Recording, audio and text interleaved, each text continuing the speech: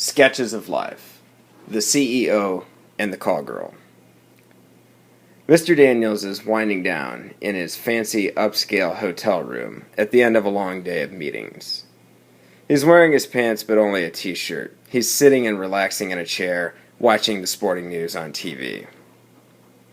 After letting out a deep sigh, he hears a knock at the door. He slowly gets up, a note of caution in his movements.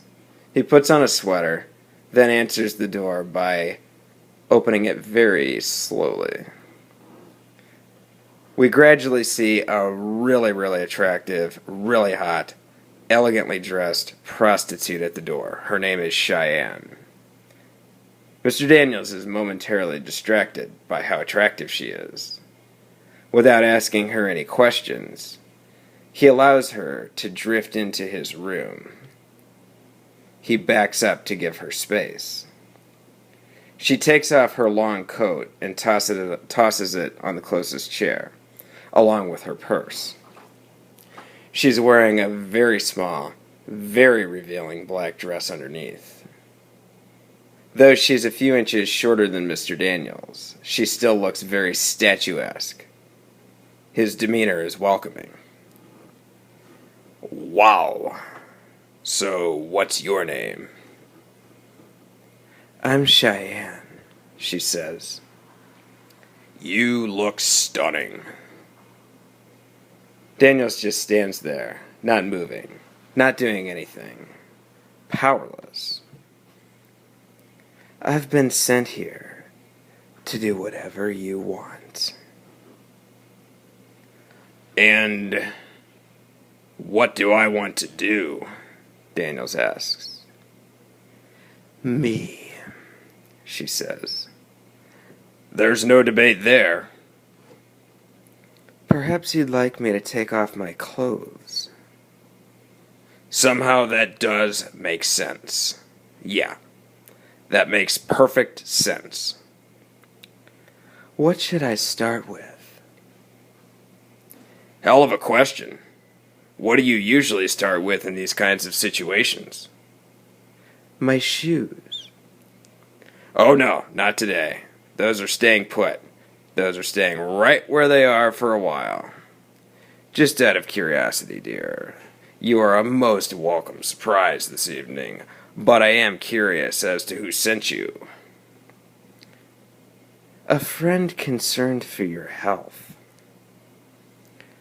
"What friend, pray tell? I really would appreciate if you let me know the name of this friend of mine." "He requested to remain anonymous." "I'm afraid that's unacceptable, dear. It's not your fault. You see, I'm here on business, and I'm in the middle of a very contentious negotiation. Lord knows I could sure use an hour of whatever it is you're really good at. But I need more information. Your visit could have been underwritten by my competitors." "But my clothes feel really tight and confining. I think I should do something about that first." She begins to undo her belt.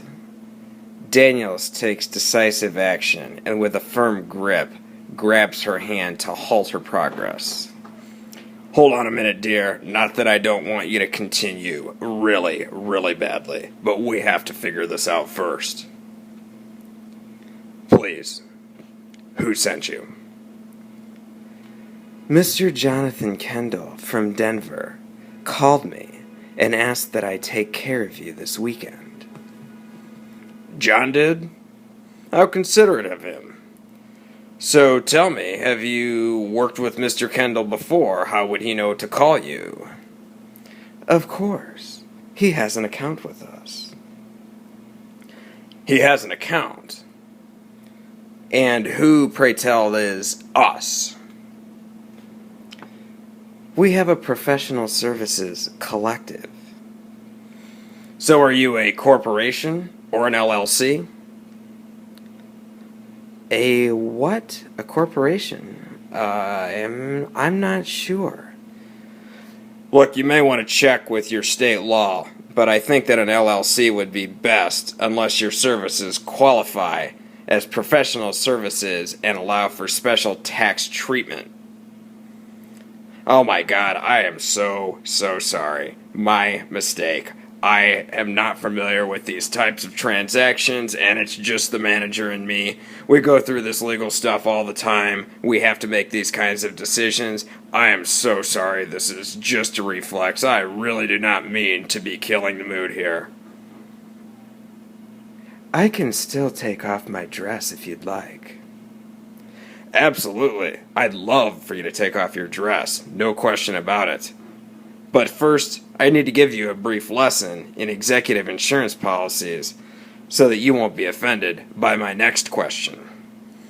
You see, Cheyenne, every company who can afford it takes out an insurance policy on its key executives to insure against the risk of untimely catastrophe. Our company is no different. If I get in a plane crash or get targeted by some violent criminal, the company is covered. Unfortunately, sexually transmitted diseases acquired voluntarily are not covered by most executive policies. Now, I can call General Counsel and have them check on whether our policy is the same as every other one in the industry. But it's a safe assumption that this is not covered. So, can you provide me with any disease information? I am drug and disease free, of course. I'm sure you are, but I'm sure that every junkie prostitute would say the same thing. I am so sorry. That must have been very offensive. I did not mean for that to come out like that. Yes, it was a little offensive. Boy, have we got ourselves a pickle now. You're here, you're ready to go. So am I, but we just have no proof that I won't voluntarily acquire a sexually transmitted disease by engaging in this transaction. I'm not sure I'm in the mood anymore. Oh no, damn it. Sorry, this is how this always happens. Here I am, just trying to do what's right for the company, and I'm killing the mood as usual. I'm sorry. I can't let you do this. I really want to. I want to so bad it hurts. And John is just trying to look out for me. I tell you what. What did John pay you for coming over here this evening? I'll be happy to pay you instead of charging him. Although I appreciate his gesture and I did not assume any financial risk here, as a courtesy, I feel obligated to pay instead of him since I'm the one who's ruined the evening. So what do you say? A few $100? Cheyenne slaps him really hard. More? Of course more. A lot more. Now I just feel awful. Look, never mind. Alright, he's on his own on this one. If he's paying $500 for me to have a good time with you...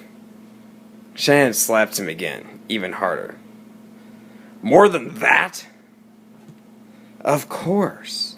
A lot more. Don't I look worth more than $500? How would I know? I've been married so damn long I don't even know how much any of this stuff costs anymore.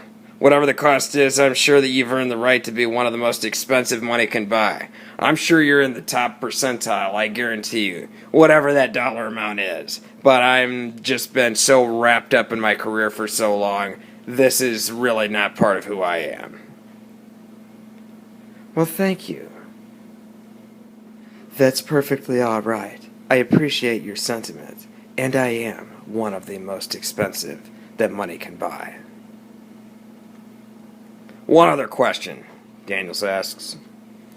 Has John ever sent you to any of his other coworkers?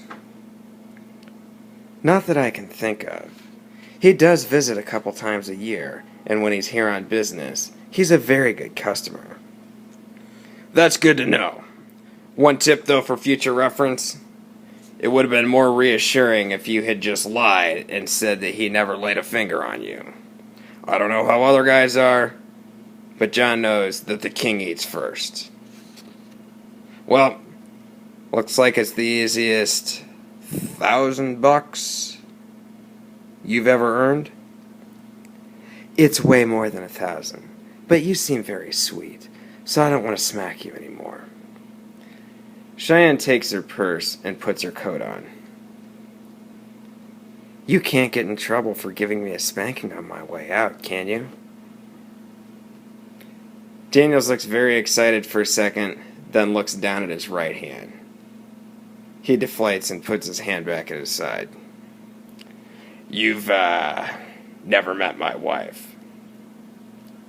Fade out and scene. Recorded May 30th, 2013.